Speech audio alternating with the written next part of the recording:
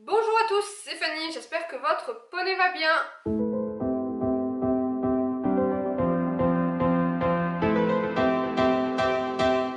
On se retrouve aujourd'hui pour une vidéo conseil.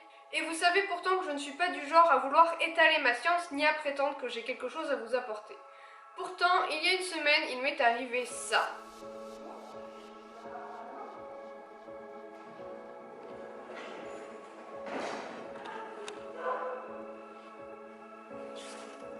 Ça va? Non, effectivement, je n'ai toujours pas réglé mes problèmes de départ au galop. Mais du coup, je vous avoue que suite à cette chute, j'ai eu mal au crâne pendant plus de 2 jours. Et je me suis dit, tiens, ce serait pas mal de leur faire une vidéo à propos de la chute, mais surtout à propos de que faire après une chute. Alors pour vous faire un rapide topo, j'ai dans un emploi précédent été formatrice premier secours auprès de la Croix-Rouge française.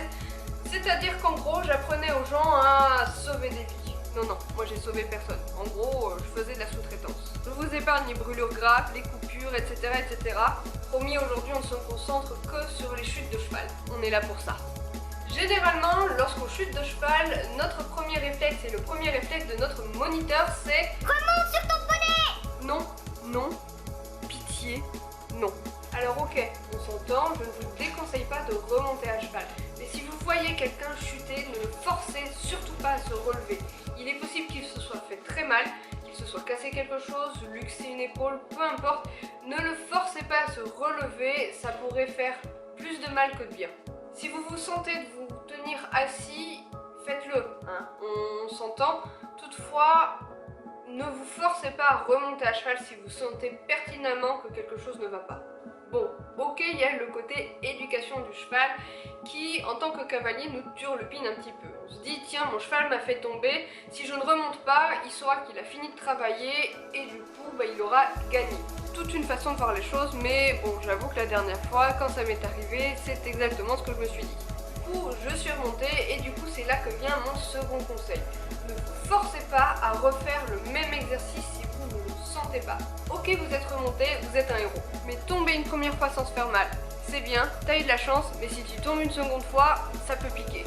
Tu remontes, mais pédagogiquement parlant, il n'y a aucun intérêt à retenter le même exercice et à se viander de la même façon. Tu peux avoir un cheval un petit peu prévisible qui te fera exactement la même blague, et dans ce cas-là, si tu as une assiette parfaite, ce qui n'est visiblement pas mon cas, tu sais que tu tiendras. Ok, mais si jamais c'est en réalité un exercice trop difficile pour ta monture ou pour toi, vous allez au casse-pipe. Remonte, mais refaites un exercice que vous connaissez très bien et que vous maîtrisez autant toi que ton cheval. Ça peut paraître évident comme ça, hein, mais mieux vaut finir sur une note positive mais régresser de niveau plutôt que de retenter l'impossible et de se planter. Bon, maintenant parlons après chute. Après être tombé, l'idéal serait que tu prennes le temps de faire quelques étirements ou de faire un check-up complet de ton corps, genre est-ce que tout va bien, vérifier tes articulations, etc., etc. Et quand tu rentres chez toi, je peux te conseiller une chose, c'est de prendre un bain bien chaud, ou à la limite, si tu n'as pas de baignoire, une douche qui dure éternellement. Ça t'évitera éventuellement les courbatures qui durent quelques jours. Aussi, si tu ressens une douleur à cause d'une contusion, d'un coup, quelque chose comme ça, il existe des pommades qui peuvent soulager ta douleur, mais si ça persiste, n'hésite pas à consulter un médecin. Consulte également un médecin et ce d'urgence si tu as très mal au crâne et si tu es pris de vertiges et de vomissements. C'est franchement pas normal. Si vous avez des douleurs, vous pouvez tout à fait prendre un médicament en lisant bien la posologie. Je vous recommande d'ailleurs le paracétamol plutôt que de l'aspirine, ce dernier étant un médicament qui fluidifie le sang et qui pourrait avoir des tendances hémorragiques si jamais vous avez pris un vrai choc. Après, d'un point de vue personnel, vous pouvez tout à fait effectivement prendre un ou deux médicaments si la douleur persiste. Mais si ça dure vraiment trop longtemps, n'hésitez pas à consulter un médecin plutôt que de renouveler la prise parce que ça pourrait masquer certains symptômes. Après toutes ces mésaventures, je vous recommanderais tout de même de consulter un kiné ou un ostéopathe. En effet, tomber d'un cheval peut être parfois violent. Pour ma part, comme je vous disais, j'ai eu mal au crâne pendant 2 jours. Rassurez-vous, je n'ai pas eu de trauma crânien, mais je pense que je me suis déplacé quelque chose et que du coup, j'étais déjà tordue et je le suis encore plus. Pour ma part, j'ai pris mon rendez-vous pour la semaine prochaine.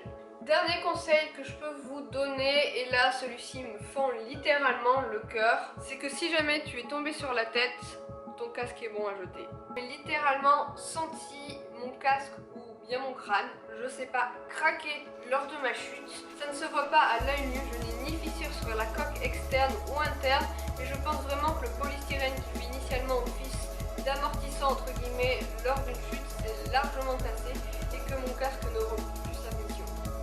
En toute honnêteté, ça me fend le cœur, j'adore ce casque, ça faisait un bon lot d'années que je l'avais, il était grand temps que je m'en débarrasse et voilà, c'est l'occasion.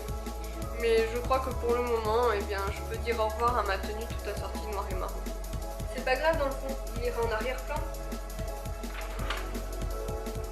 Voilà, sur ce, cette vidéo est terminée. J'espère malgré tout qu'elle vous aura apporté quelque chose.